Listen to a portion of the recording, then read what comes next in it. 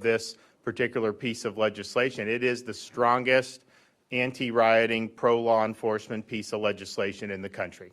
So this bill actually prevents against local governments defunding law enforcement. We'll be able to stop it at the state level. This bill gives us the tools to make sure that that doesn't happen. If we saw last summer, some of the local governments are actually telling, not necessarily in Florida, but throughout the country, basically telling these folks to stand down, telling police to stand down while cities burnt, while businesses were burnt, while people were being harmed.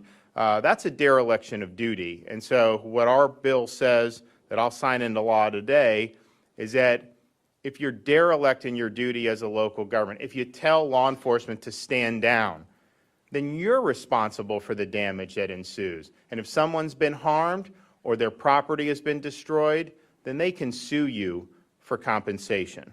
We also saw around the country people toppling monuments of people like George Washington. This bill protects all monuments in Florida. You have no right to go in and take down monuments. We're not going to let the mob win the day with that.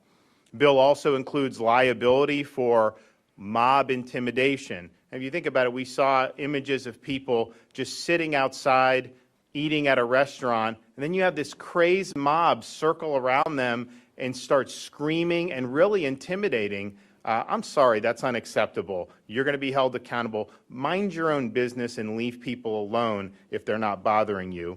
And then finally, and probably maybe most importantly, if you riot, if you loot, if you harm others, particularly if you harm a law enforcement officer during one of these violent assemblies, you're going to jail.